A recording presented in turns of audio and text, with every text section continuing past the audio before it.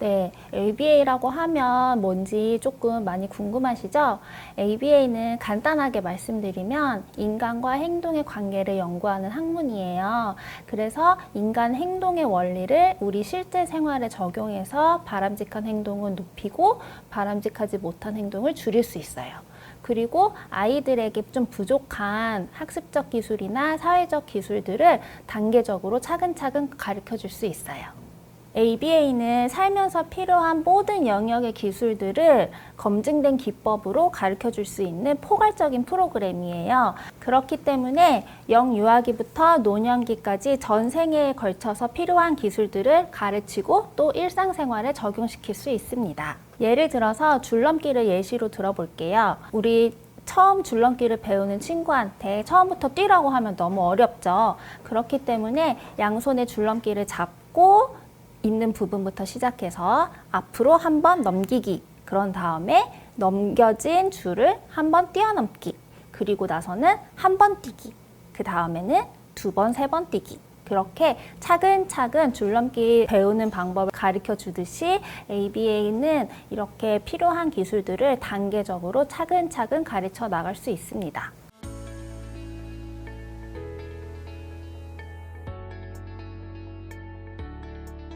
ABA의 기본 원칙은 크게 강화, 약화, 그리고 소거가 있어요. 강화는 행동이 늘어나는 것이고 약화는 행동이 줄어드는 것. 그 다음에 소거는 우리가 원래 강화받고 있었던 그 연결고리를 끊어주는 역할을 말하고 있습니다. 행동을 강화하거나 약화할 때는 어떤 좋은 자극 혹은 싫은 자극이 같이 나타나는데요. 이럴 때 우리가 좋은 자극은 강화제, 그리고 싫은 자극은 혐오제라고 합니다. 강화제는 말 그대로 아이가 좋아하는 자극으로서 간식이나 장난감, 그 다음에 TV 보기 같은 좋아하는 활동, 이런 것들이 강화제가 될 수 있습니다. 또 칭찬이나 관심, 격려, 그 다음에 이런 엄지척, 포옹, 이런 것들도 사회적인 강화제라고 해서 강화제에 속할 수 있습니다.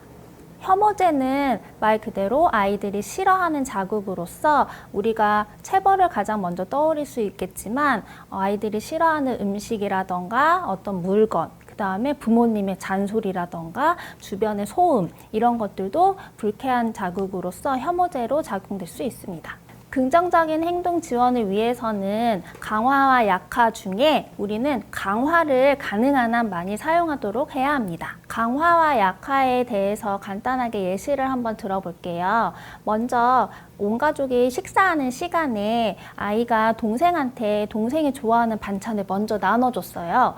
이랬을 때 부모님이 어머, 우리 친구가 동생한테 반찬을 나눠줬구나, 기특해, 이런 칭찬을 받게 돼요. 그러면 이 행동이 자꾸 반복이 되면 이 아이는 점차 동생을 챙겨주는 행동이 더 늘어날 수 있겠죠? 이런 거는 우리가 강화의 예시라고 볼 수 있어요. 또 반대로 약화의 예시로 친구들끼리 서로 싸움이 나가지고 친구를 이렇게 때리는 행동을 했을 때 이 친구가 선생님한테 아주 크게 혼을 났어요. 근데 이 아이한테는 선생님한테 혼나는 행동이 불쾌한 자극이 될 수 있기 때문에 점차 친구를 때리는 행동이 줄어들 수 있겠죠.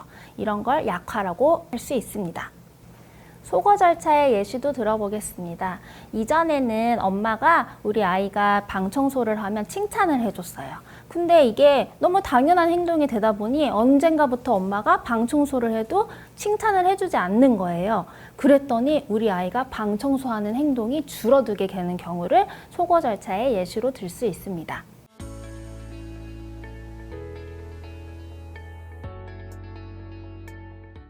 중재라는 말이 조금 어렵게 느껴지실 수 있을 것 같은데요. 그냥 우리가 우리 아이의 문제 행동을 수정하기 위해서 어떤 행동을 목표로 삼을 것인지, 그런 다음에 어떤 행동을 줄이고 어떤 행동을 늘릴 수 있는지, 이런 과정들을 계획을 세워서 실행하고 검토하는 이 모든 과정을 우리는 중재라고 합니다. 촉구라는 단어도 어렵게 느껴지실 수 있으실 텐데요. 간단하게 말씀드리자면 우리 아이가 목표 행동을 수행할 수 있도록 도와주는 게 촉구입니다. 예를 들어서 우리 아이한테 기저귀 가지고 와 라고 지시를 했는데 우리 아이가 그 말이 뭔지 몰라서 가만히 있는 상태예요. 이랬을 때 기저귀 가지고 올 때까지 기저귀 가져와! 라고 말할 수는 없잖아요. 그렇기 때문에 뭐 기저귀가 있는 장소를 포인팅을 한다든지 아니면 기저귀가 있는 쪽으로 우리 아이를 조금 데려간다든지 이런 방법들이 촉구라고 할 수 있습니다. 이렇게 아이가 어려워하는 부분을 도와주는 거를 촉구라고 하는데 촉구는 굉장히 주의해야 할 점이 있어요. 어떤 거냐면 모든 거를 다 도와주려고 하게 되는 경우인데요. 그렇게 되면 우리 아이가 너무 도움에 의존을 하게 돼요. 그렇게 되지 않도록 살짝만 도와주시고 우리 아이가 스스로 해냈다라는 부분에 칭찬을 해주시면 좋겠습니다.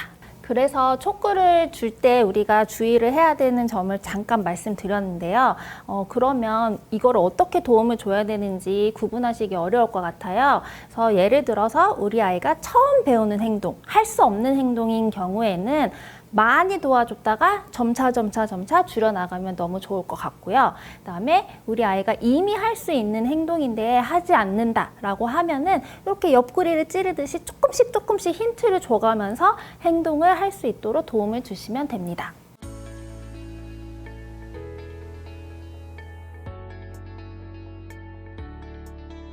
문제 행동을 우리가 수정을 하려면 그 행동이 가지고 있는 기능에 대해서 먼저 파악을 할 수 있어야 되는데 이럴 때 ABC 분석이 큰 도움이 됩니다. ABC 분석은 간단하게 우리 아이의 행동을 관찰하고 기록하는 방법인데요. 우리 보통 아이의 행동만 보고 고민을 하는 경우가 많잖아요. 근데 이 행동이 왜 일어나는지를 알기 위해서는 행동의 앞 상황과 뒷 상황을 같이 봐야 합니다. 그래서 우리 행동의 앞 상황을 선행사건, 즉 A라고 말을 하고 있는데요. 앞 상황에 대해서 우리가 기록을 할 때에는 누가, 언제, 어디서, 무엇이 일어나고 있었는지를 같이 작성을 하면 됩니다.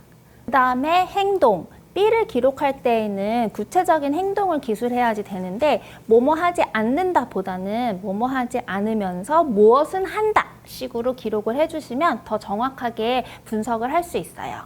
그 다음에 행동 뒤의 상황, 결과, C라고 하는데요. 이 부분을 기록을 하시면 우리 아이의 행동이 왜 늘어나고 있는지, 왜 줄어들고 있는지를 파악할 수 있습니다. ABC 분석의 예시를 한번 들어볼게요. 우리 어머님들 아이들이랑 같이 식당에 가면 이렇게 핸드폰이나 태블릿을 많이 보여주시죠. 아이들한테 이제 태블릿 보여주고 이렇게 하면서 이제 빼고 이제 밥 먹자 이렇게 얘기를 하면 아이들이 또 막 성질을 내거나 하는 경우들이 있죠. 이랬을 때 어머님들께서는 그래 알았어 하고 태블릿을 다시 보여주는 경우들이 있을 것 같아요.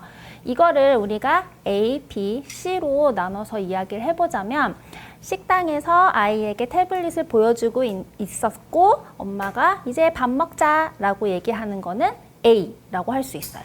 그 다음에 B, 우리 아이가 나 이거 먹고 싶은데 하고 짜증을 냈어요. 이거는 B입니다.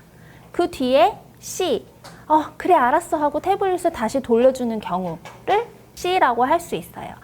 아이의 입장에서는 내가 짜증을 내면 태블릿을 다시 볼 수 있다 라는 결과로 인해서 이 행동이 강화됐다고 볼 수 있는데 엄마의 입장에서는 아이가 짜증을 냈을 때 태블릿을 돌려줌으로써 아이의 짜증을 안 볼 수 있잖아요. 하지만 이거는 결국 엄마의 어떤 편의에 의해서 우리 아이의 문제 행동, 즉 짜증을 내는 행동을 강화시켰다라고 볼 수 있습니다.